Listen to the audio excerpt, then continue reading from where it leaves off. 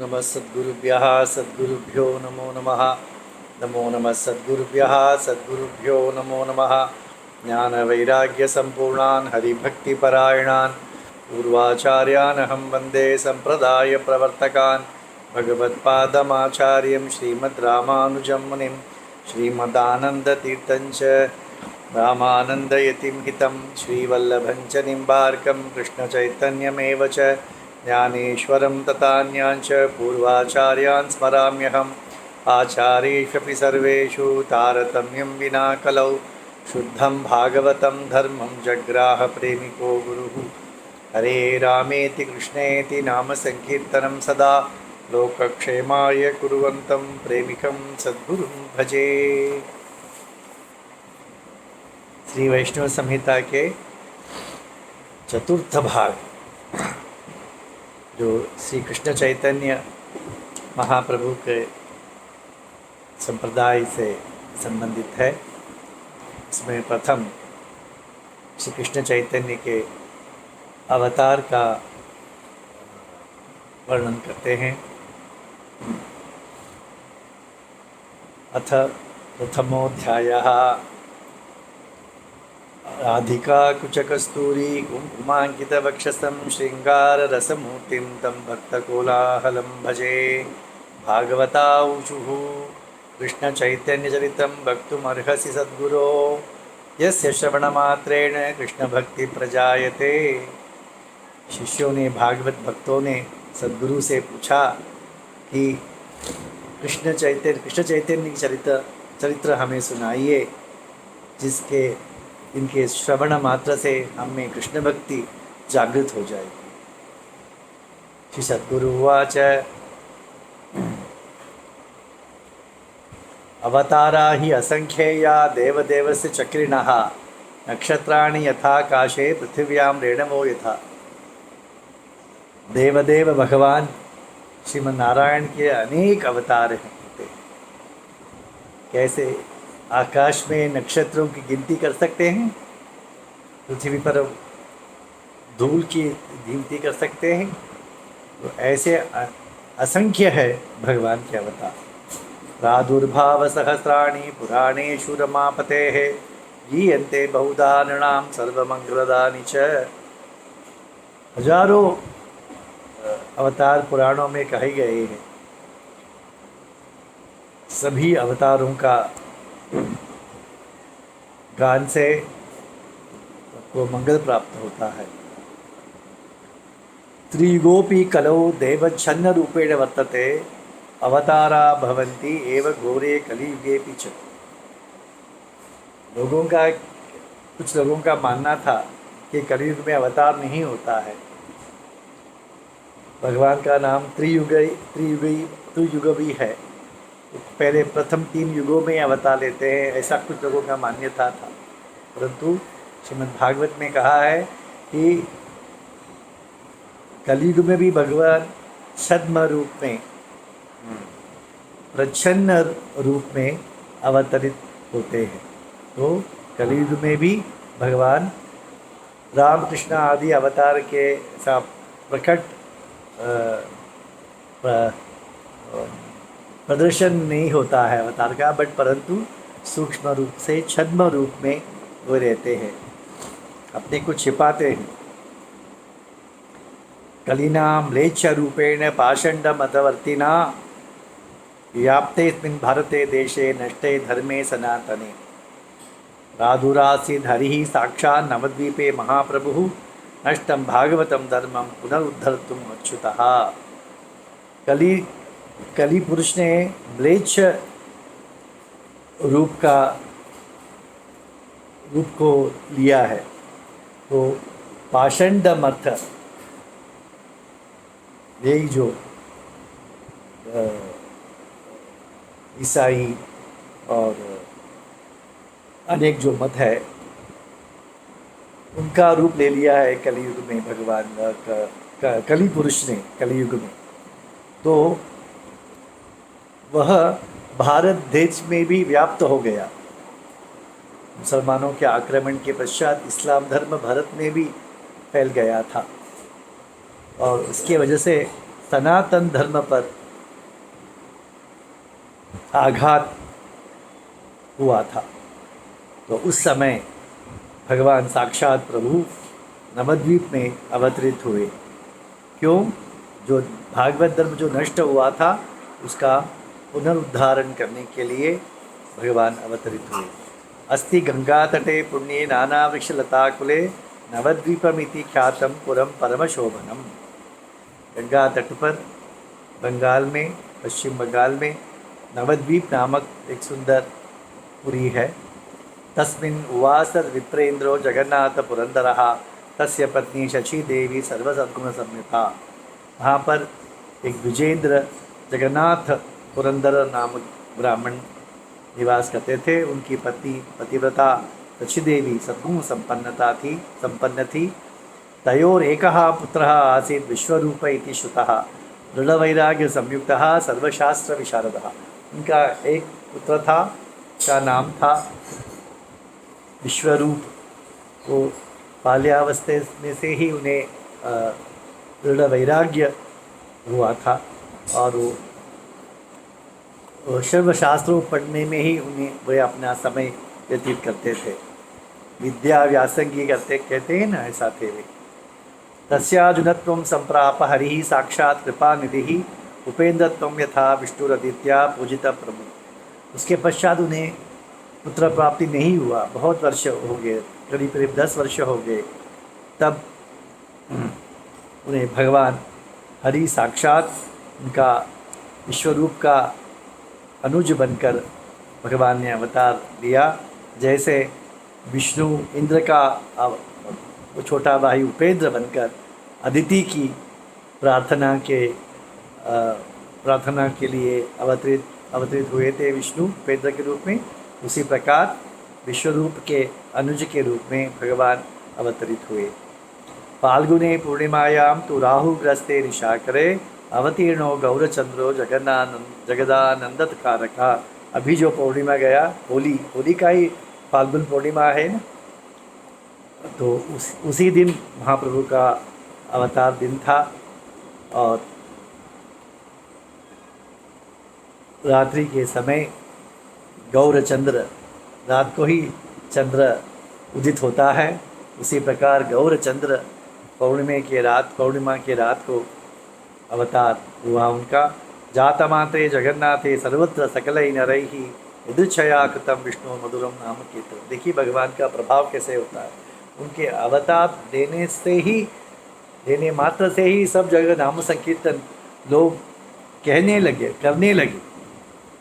यदृच्छया, भगवान की कृपा देखिए, वो अवतरित हुए, उनका अवतार का कार्य ही नाम संकीर्तन का प्रचार ही है।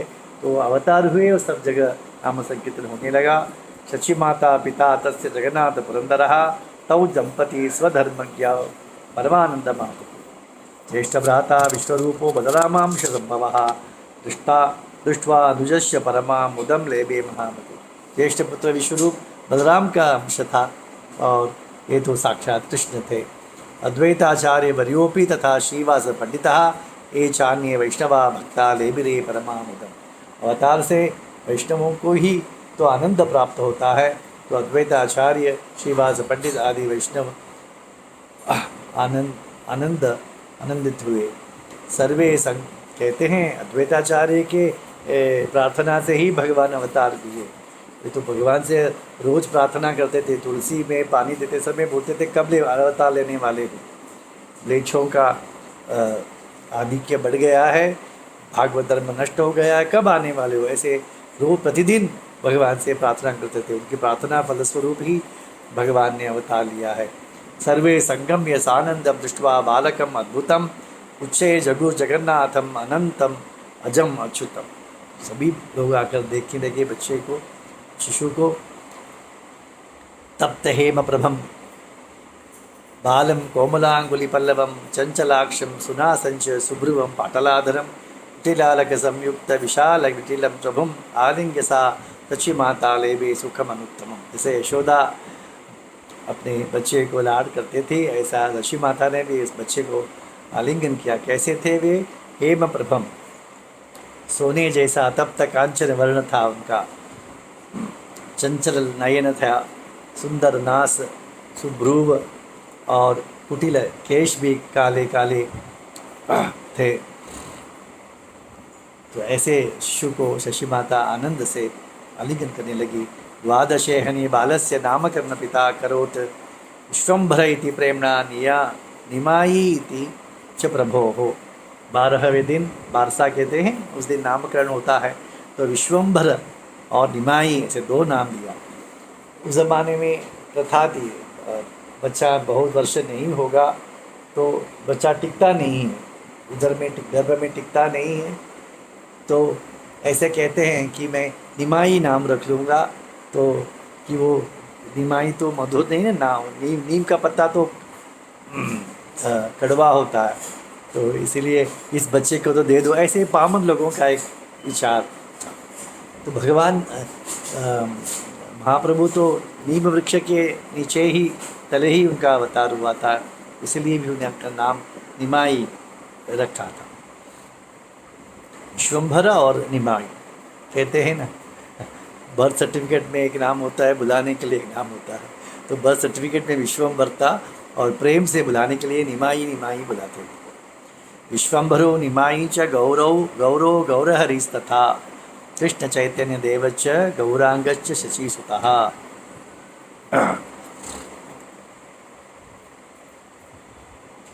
भगवान के नाम अवतार में क्या है? विश्वम्भर है, निमाई, गौर, गौरहरि, कृष्ण चैतन्य, गौरांग, शचीसुता, इस प्रकार अनेक नाम है भगवान के अवतार काल में।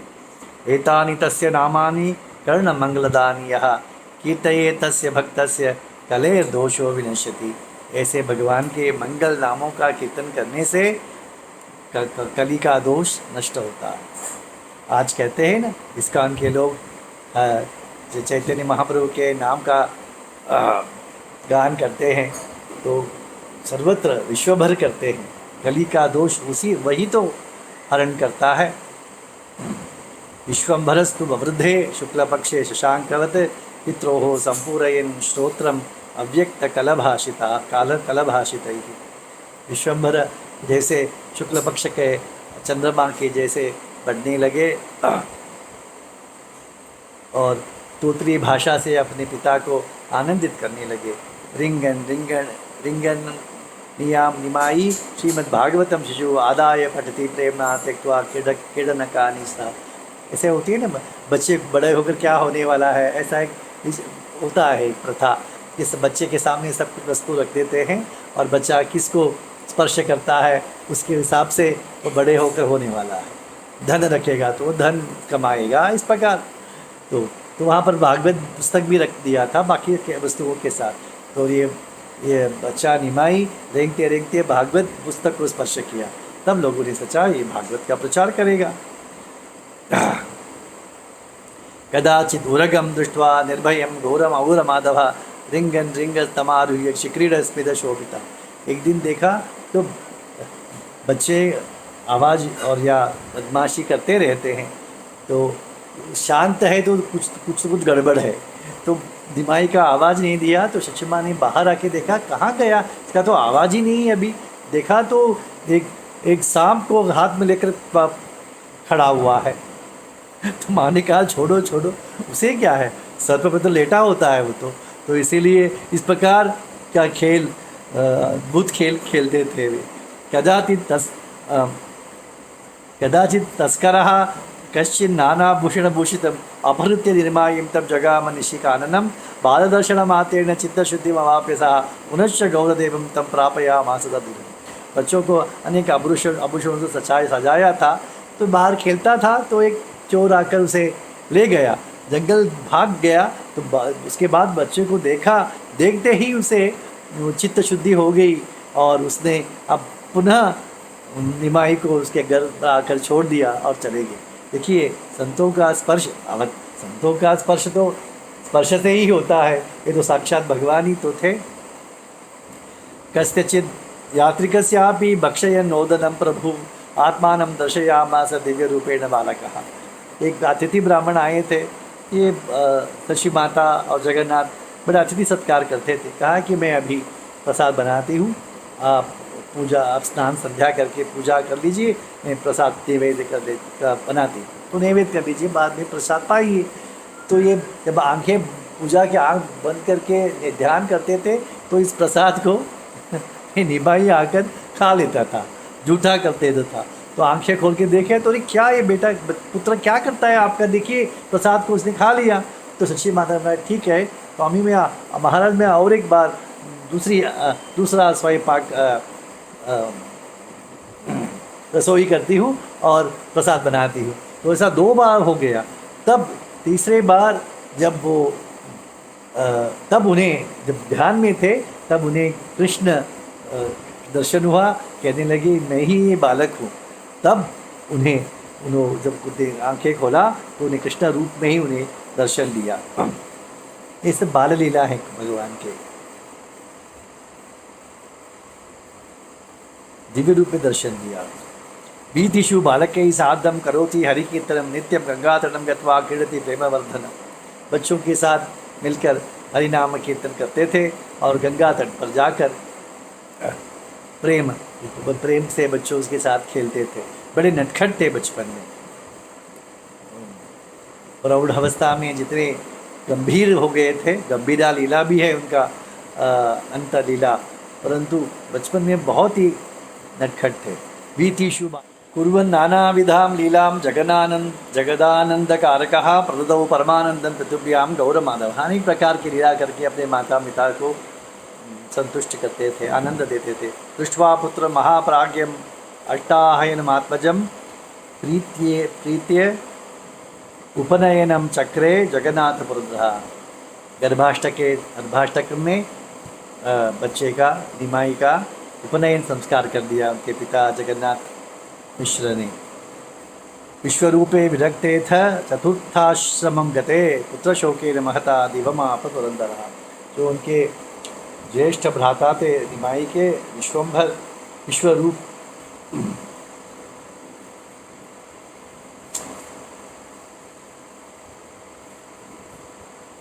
विश्वरूप जो थे वो कहा था कि बड़े विरक्त थे, बचपन से ही उनमें विरक्ति वैराग्य का प्रादुर्भाव हुआ था उनमें। तो उन्होंने संन्यास आश्रम ले लिया, वो घर से निकल गए। पिताजी ने बहुत उनको ढूंढने के प्रयत्न किया, फिर पता चला कि वे संन्यास आश्रम संन्यास स्वीकार करने के लिए चले गए हैं। तो पुत्र शोक, कोई भी कुछ भी हो, पर पुत्र शोक तो होता है बिछड़ने का।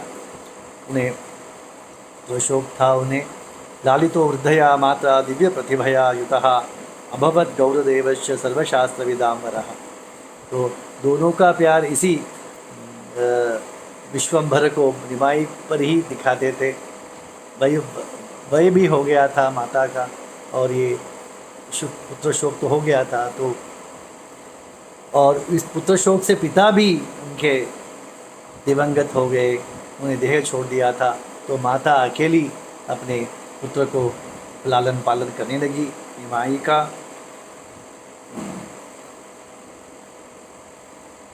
और शिल्पशास्त्र में विशारद हो गए थे गौरदेव। गौरांग देव भगवान जनन्यानंदवर्धना उपये में महासाध्विम लक्ष्मी नाम नियुक्त कन्या। जब उनका विवाह उचित वयु हुआ था तो कहते हैं कि वो गंगा तट पे जाकर लड़कियों को छेड़ा करते थे। तो उसमें एक लक्ष्मी दी थी, वह पूजा के सामान लेके जाती थी गंगा की पूजा करने के लिए।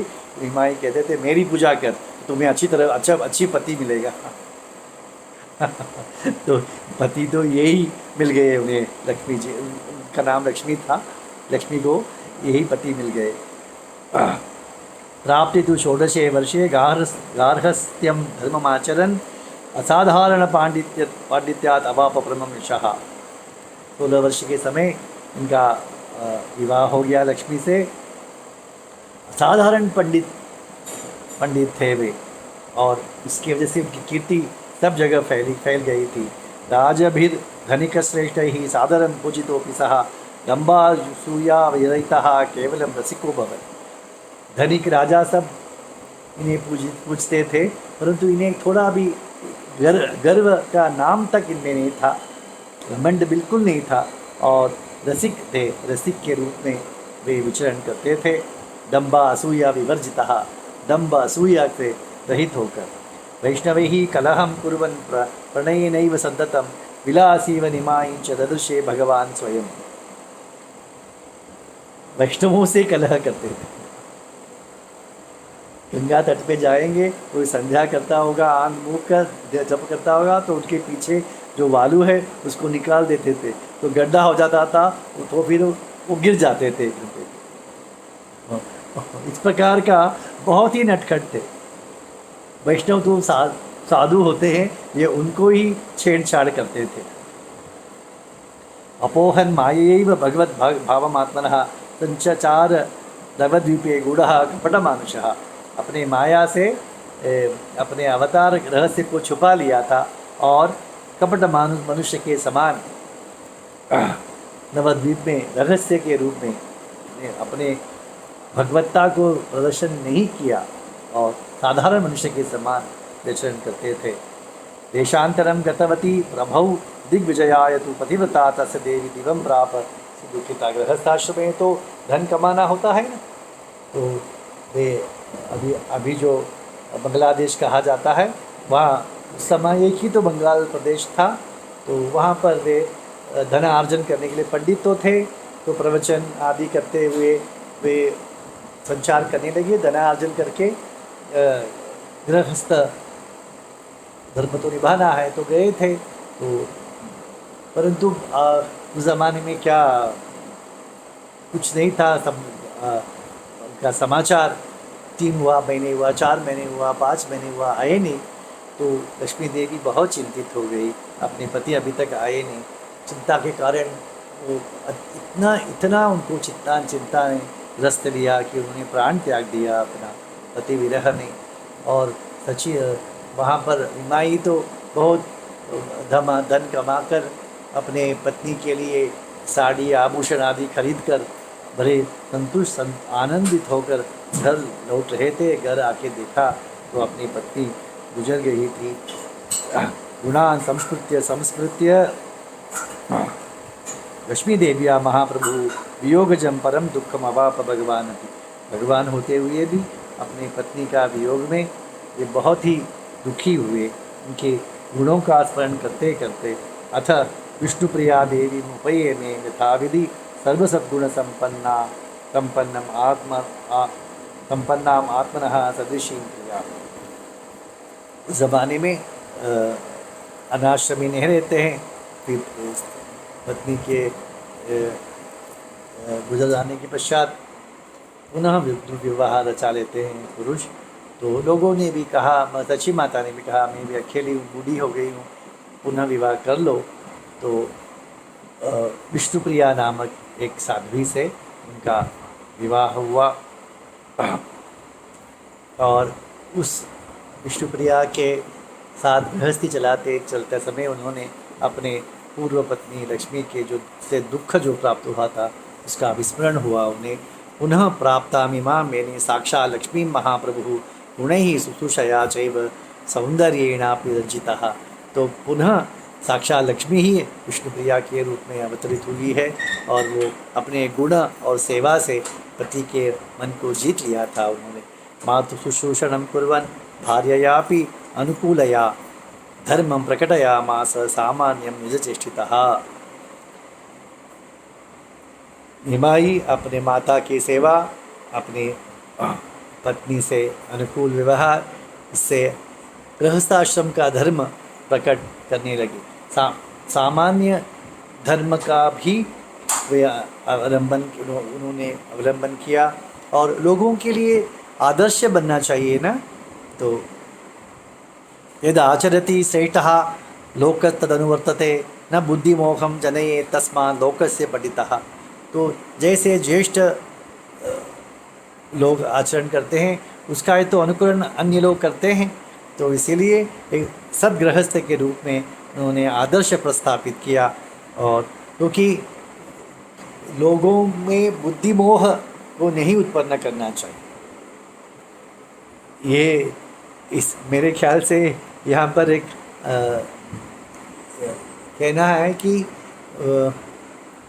संसार क्या है, छोड़ो, सब कुछ छोड़ के आ जाओ, ऐसा कहते हैं ना, ब्रह्मचारी बन जाओ, माता पिता को छोड़ दो, काम धंधा छोड़ दो, ब्रह्मचारी हो जाओ। ये कृष्ण चैतन्य का विचार में नहीं है।